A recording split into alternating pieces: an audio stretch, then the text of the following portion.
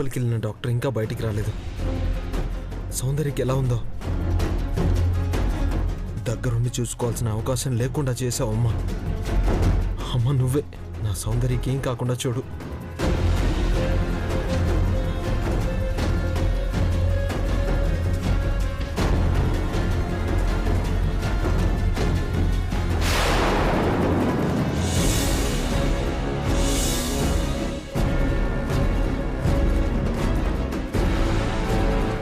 అభి doctor doctor వచ్చారా?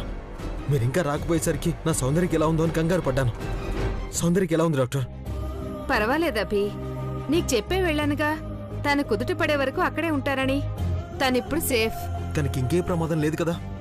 ఏం లేదభి, తనకి మధ్యలో వాటర్ తాగించడం వల్ల, తులసాకు పసరు తాగించడం వల్ల ప్రమాదం నుండి బయటపడింది. థ్యాంక్ యూ డాక్టర్, నా సౌందర్యాన్ని రక్షించారు. అభి, నా కోసం డాక్టర్ని పంపినావు కదా, నా మీద నీలో ఉన్న ఇంత ప్రేమను దాయనీకి ఎట్లా ప్రయత్నిస్తున్నావురా?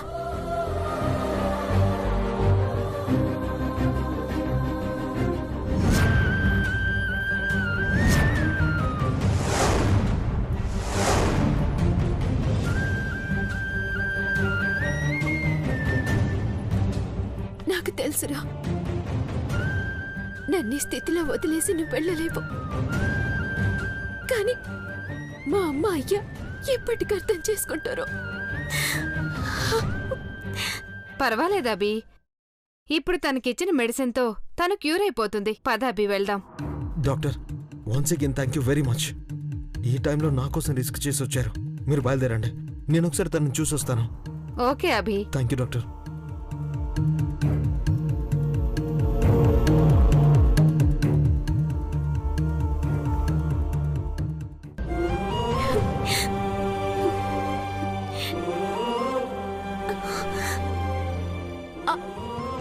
అభి,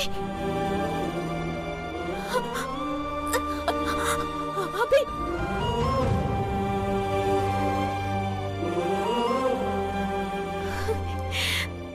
అభి, సౌందర్య,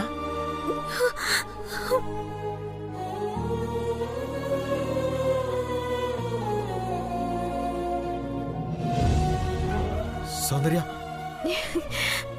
సౌందర్య, సౌందర్య, నీకు ఇప్పుడు ఎలా ఉంది? నువ్వు కంగారు పడుకో, నన్ను ఎవరు గమనించకుండా నేను వెళ్ళిపోతాను. నువ్వు మాత్రం జాగ్రత్త, మందులన్నీ వేసుకో. జాగ్రత్త సౌందర్య. బాయ్ సౌందర్య.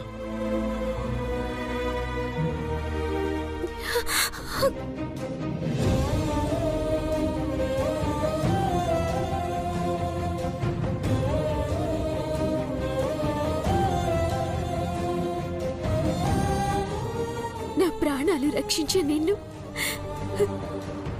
మా అయ్య అపార్థం చేసుకుంటున్నాడు. వాళ్ళకి నిజాలు ఎప్పటికీ అర్థమవుతాయి. అమ్మ తల్లి, నిన్నే నమ్ముకునున్నాను.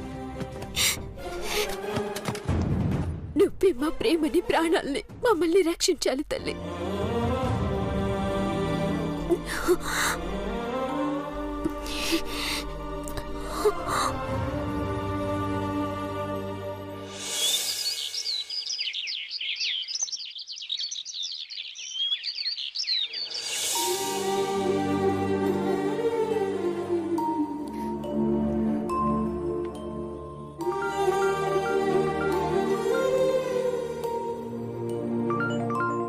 సౌందర్య, ఏమైంది?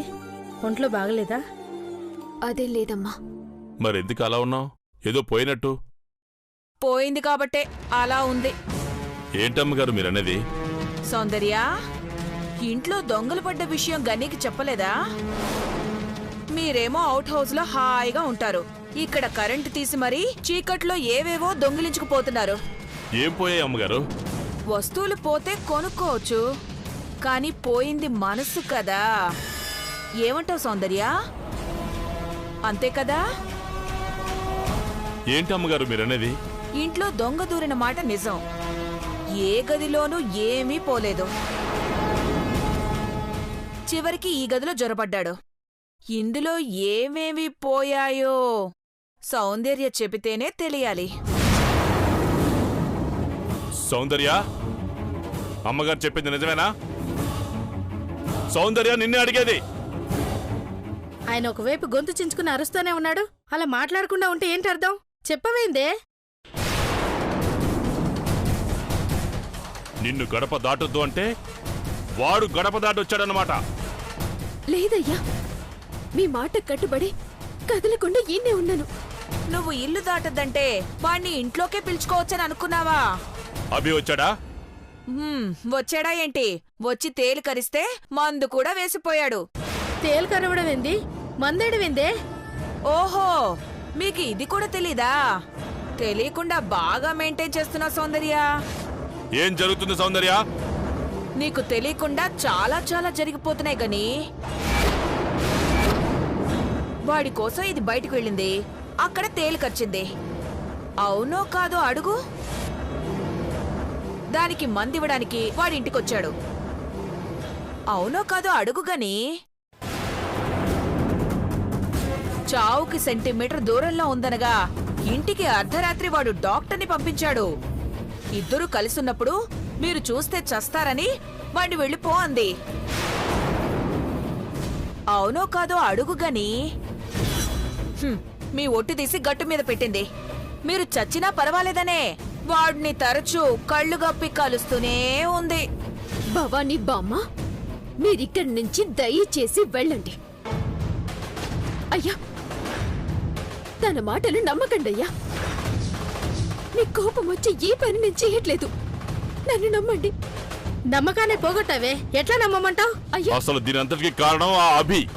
చావు బతుకు వాడి దగ్గరికి వెళ్ళి తెలుసుకుని వస్తాను. అమ్మా, వదిలు. అయ్యా, తప్పుకో, తప్పుకో. అయ్యా, అరే అయ్యా, వెళ్ళని. వాడి దగ్గరే తేల్చుకుని రాని. నీలాంటి వాళ్ళు ఎంతమంది ఎన్ని ఎత్తులు వేసినా ప్రేమ అనే శక్తిని ఏవి చేయలేరు. ప్రేమను ఏమీ చేయలేకపోవచ్చు. మీ అమ్మా నాన్నల్ని ఏమైనా చెయ్యొచ్చు. మాటి మాటికి మాట తప్పుతూ నువ్వే వాళ్ళని చంపుకుంటున్నావు. చచ్చిపోతారు. చూస్తూ ఉండు.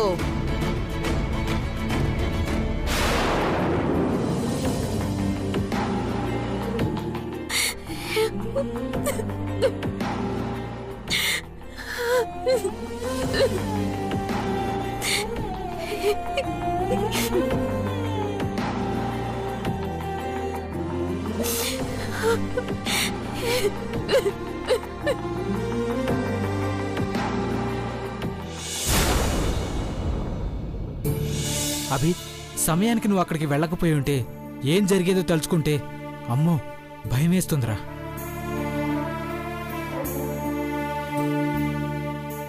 అప్పుడు వెళ్ళి ఏదో తోచింది చేశాను అనే సంతోషం కన్నా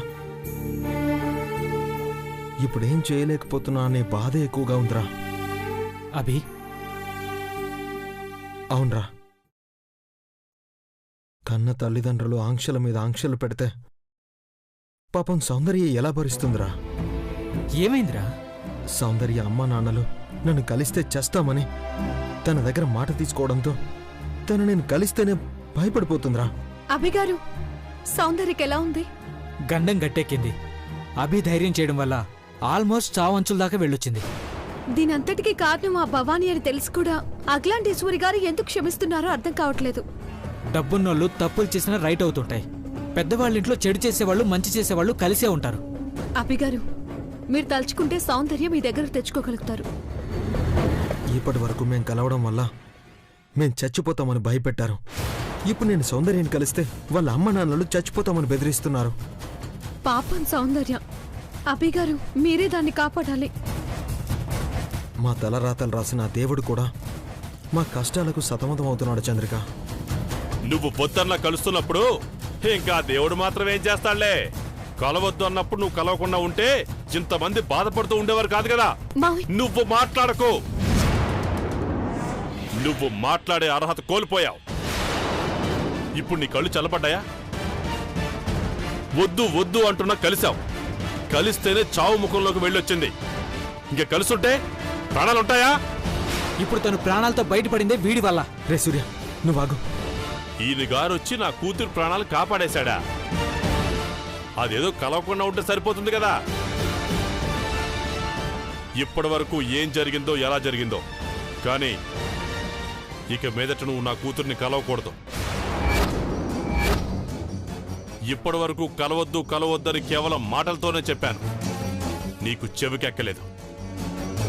ఇక నుంచి చేస్తానన్నది చేతల్లో చూపిస్తే గానీ కాస్తైనా కనువిప్పు కలుగుతుందేమో చూస్తా. ఏం చేయబోతున్నారు? చూస్తావేంది సరసు, అందుకో.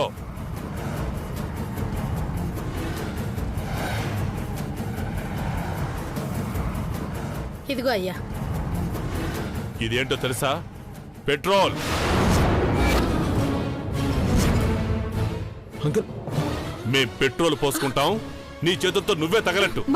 అంకుల్, మేం చచ్చాక ఏం చేసుకుంటావో చేసుకో. అభి, అంకుల్ అంకుల్ అంకుల్ ఏం చేస్తున్నారు? ఆపండి. ఏం చేస్తున్నారు మీరు? పిచ్చా, ఆపండి. మా ప్రాణాలకు విలువ ఉండాలంటే సౌందర్య ప్రాణాలతో ఉండాలి. సౌందర్య ప్రాణాలతో ఉండాలంటే నువ్వు తనకి దూరంగా ఉండాలి. దానికి దూరంగా ఉండలేనని నువ్వు అనుకుంటే ఇదిగో ఇది తీసుకో. అంటే మేం బ్రతుకుండగానే మమ్మల్ని చంపేసి నువ్వు హాయిగా ఉండాలనుకుంటే ఉండు. ఏం మాట్లాడుతున్నారు మీరు? నువ్వాగు. మేము నీతో మాట్లాడడం లేదు. వాడేంటో వాడు చేసే పనులేంటో తెలియకుండా మాట్లాడుతున్నారు మీరు. తెలుసు, అంతా తెలుసు. మేం చస్తామని భయపెట్టడానికి రాలేదు. భవిష్యత్తులో జరిగేది ఇదే అని చెప్పడానికి వచ్చాం. నువ్వు సౌందర్యాన్ని కలిసావని తెలిసిన మరుక్షణమే మేం గాలి బూడిదైపోతాం. గుర్తుపెట్టుకో. పద సరసు. ఇదిగో పెదబాబు రూపంలో ఉన్నావు కదా అని అఖిలాండేశ్వర అమ్మగారు వచ్చి చెప్పినా సరే, నా బిడ్డ జీవితంలోకి నువ్వు వచ్చావో మేము చచ్చినంత ఒట్టే.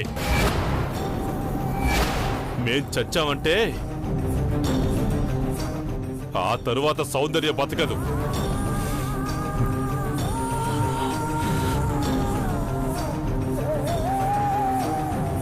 రే, అఖిలాండేశ్వర్ గారు చెప్పిన వినద్దని వీళ్ళు కట్టడి చేసేశారా? వాళ్ళు అలా అన్నారని చెప్పి మీరు వేరే నిర్ణయం తీసుకోకండి అభి గారు. మీరొక్కరే దాన్ని కాపాడగలరు. వాళ్ళు వాళ్ళ మూఢనమ్మకాలతో మనుషుల్ని మనసుల్ని కలుషితం చేయగలరు. వాళ్ళ మాటలు వినకండి. మాటకి ప్రాణానికి లింక్ పెట్టిపోయారు కదరా, వినకుంటే ఎలా? మీరెలా అనకండి. ఆలోచిస్తే మార్గం దొరుకుతుంది. సూర్య, ఇదిగో ఈ పేపర్ బాబా ఇచ్చాడు. అభి గారు, ఒకసారి ఆలోచించండి.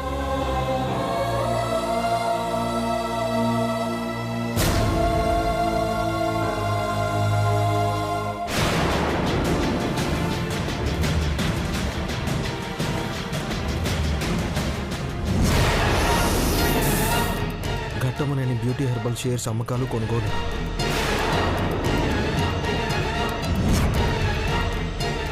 వెయ్యి కోట్ల షేర్స్ బదలాయింపు.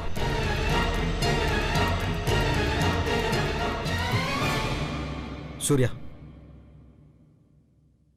నేను ఈ హోమ్ వదిలి వెళ్లే సమయం వచ్చిందనుకుంటా. ఈలోపు చేయాల్సిన పనులు కొన్నున్నాయి. ఏంట్రా అవి?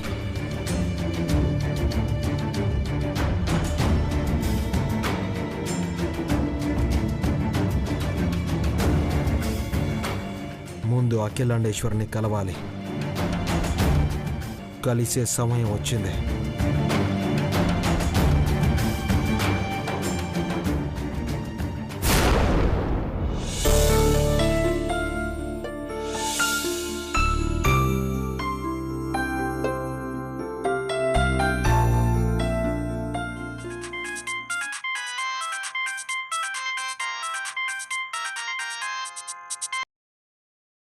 హలో, ఘట్టమనేని అఖిలాండేశ్వరి దేవి గారు, ఈరోజు మీకు బ్యాడ్ డే.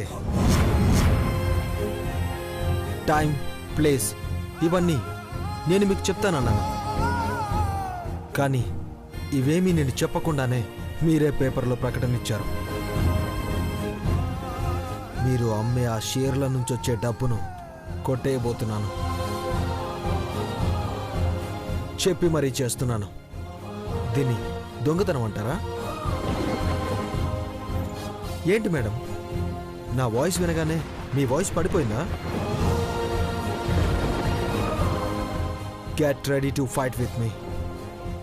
ఎప్పటికైనా మిమ్మల్ని ఓడించే మీ ప్రియమైన శత్రువుని. నిజమే, నువ్వు నా ప్రియమైన శత్రువే. డబ్బు కొట్టేయగలవా? నువ్వు కొట్టేయగలవా?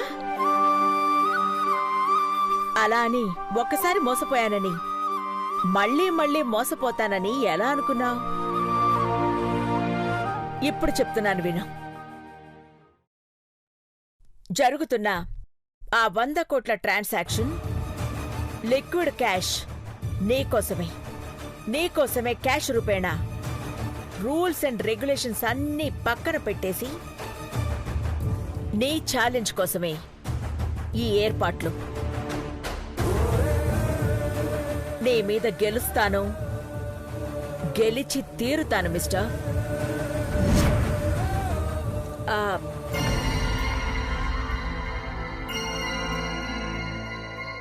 మాట మీద నిలబడి ఆ డబ్బుని కొట్టేయగలను అని నువ్వనుకుంటున్నావు. రా, కొట్టేయ్, నిన్ను చూస్తాను. అఖిలాండేశ్వరి దేవి గారు, ఎవరితో ఏం మాట్లాడుతున్నారు?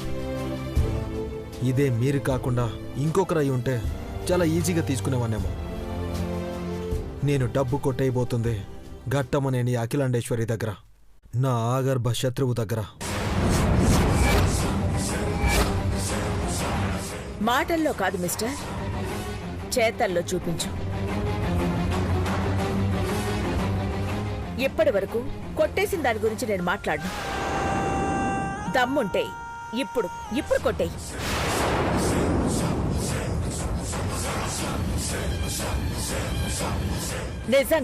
నిజంగా ఈసారి నువ్వు కొట్టేస్తే నువ్వు ఎందుకు చేస్తున్నావో, నీకు ఎంత కావాలో నేను తల వంచుకుని నీ ముందు కుప్పలు పోస్తాను. నిద్రపోయే సింహంతో పెట్టుకో, అది నిద్ర లేచేలోపు సర్దుకోవచ్చు. కానీ గిరిగీసి బరిలోకి దిగిన సింహాన్నే గెలుకుతున్నావు. పంజా విసిరిందో ఫినిష్ అఖిలాండేశ్వరి దేవి గారు. Have a bad day.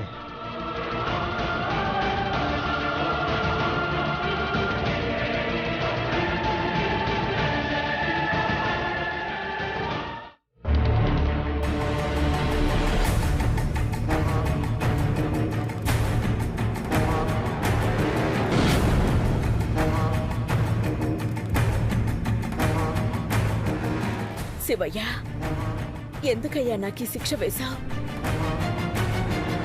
నాకు సర్వస్వం అయిన నా పెదబాబు రూపంలో ఉన్నవాడికి నేను ఆగర్భ శత్రువునయ్యాను. నాకిష్టమైన వ్యక్తినే నాకు శత్రువుని చేశావు.